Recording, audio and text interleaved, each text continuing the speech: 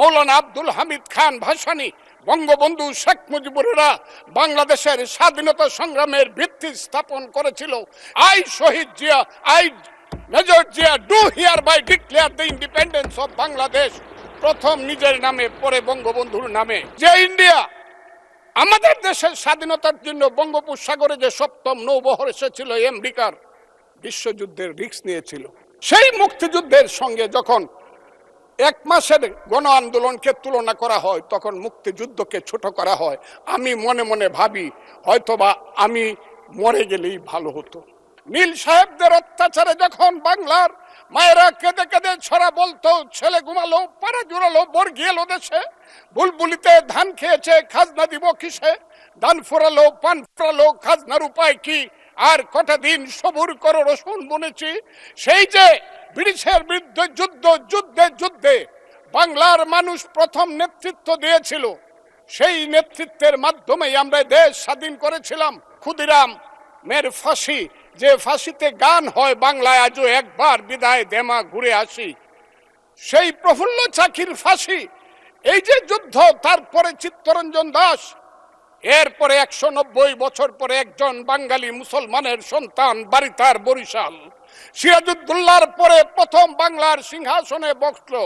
ওই দিন দেখলাম দুইজন মন্ত্রী সাহেব বললেন উনি মুখ্যমন্ত্রী। নো, 1937 সনে যখন শেরে বাংলার সিংহাসনে বসেছিলেন, তখন উনি প্রধানমন্ত্রী ছিলেন।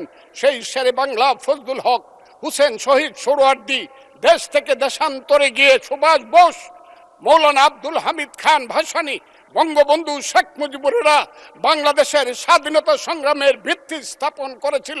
সেই ভিত্তির উপরে দাঁড়িয়েই 1971 সনে আমাদের নেতা সেই শহীদ জিয়াউর রহমান বলেছিলেন প্রথম নিজের নামে, I Shahid Zia, I Major Zia do hereby declare the independence of Bangladesh, প্রথম নিজের নামে পরে বঙ্গবন্ধুর নামে। আমি আজকে আপনাদের কাছে বলতে চাই, মুক্তিযুদ্ধ এত সহজ জিনিস না।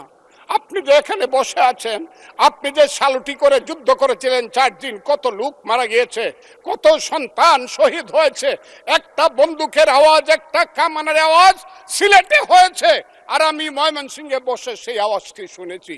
আখাউড়াতে সেই নদীতে যে যুদ্ধ হয়েছে, যে যুদ্ধে নেতৃত্ব দিয়েছে খালেদ মুশাররফ, হায়দারেরা, সেই শব্দ আমার বাড়ি থেকে 100 কিলোমিটার দূরে, সেই শব্দ আমি শুনেছি। ওই যে ধানোয়া কামালপুরে কর্নেল তাহেররা যুদ্ধ করেছে, সেই যুদ্ধের সংবাদ শব্দ আমি কিশোরগঞ্জ থেকে শুনেছি। 11টা সেক্টর ছিল, 1 নম্বর সেক্টর কমান্ডার জিয়াউর রহমান, 2 নম্বর খালেদ মুশাররফ। জিয়াউর রহমান যখন ব্রিগেড কমান্ডার হলেন, তখন কমান্ডার হলেন সেইখানে। ওই ফেনীর যুদ্ধ, জাফর ইমামদের আজকে যাই করুক তারা, বিলুনিয়ার যুদ্ধ তো আমরা বলবো না। 2 নম্বর সেক্টর কমান্ডার খালেদ মুশাররফ হায়দার, 3 নম্বর সেক্টর কমান্ডার শফিউল্লাহ, 4 নম্বর সিআর দত্ত, 5 নম্বর মীর শৌকত আলী, 6 নম্বর MK বাশার, 7 নম্বর কাজী নুরুজ্জামান, 8 নম্বর MA মঞ্জুর, 9 নম্বর MA জলিল, এবং সর্বশেষ 11 নম্বর হইল কর্নেল তাহের, যার পা চলে গিয়েছিল। সেই যুদ্ধ, যে যুদ্ধে সারা পৃথিবী জড়িত ছিল, যে যুদ্ধে ইন্ডিয়া 3রা ডিসেম্বর 1971 সনে আমাদেরকে সহযোগী করার জন্য অংশগ্রহণ করেছিল, এবং তার হাজার হাজার সৈন্য এই মাটিতে রক্ত দিয়ে গেছে, এবং যে ইন্ডিয়া আমাদের দেশের স্বাধীনতার জন্য বঙ্গোপসাগরে যে সপ্তম নৌবহর এসেছিল, আমেরিকার বিশ্বযুদ্ধের রিস্ক নিয়েছিল, আমাদের জন্য সোভিয়েত ইউনিয়নের মতো 3টা ভেটো দিয়েছিল, তা না হলে আমাদের দেশ স্বাধীন হতো কিনা সন্দেহ ছিল।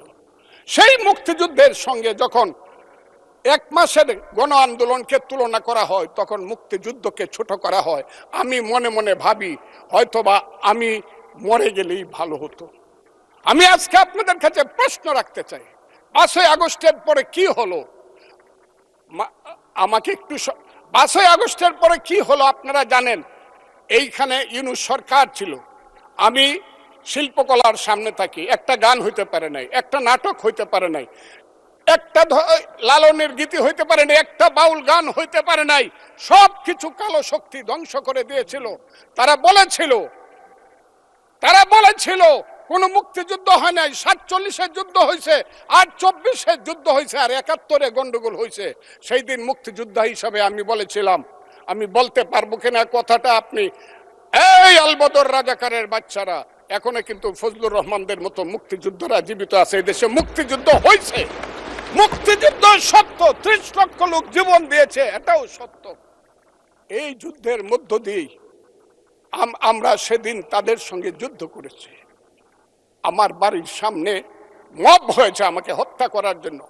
সেদিন আমি আজকের পুলিশকে ধন্যবাদ দিব, আজকের মিলিটারিকে ধন্যবাদ দিব। 10 মিনিটের মধ্যে আমার বাড়ির সামনে তারা গিয়ে উপস্থিত হয়েছে আমাকে বাঁচানোর জন্য।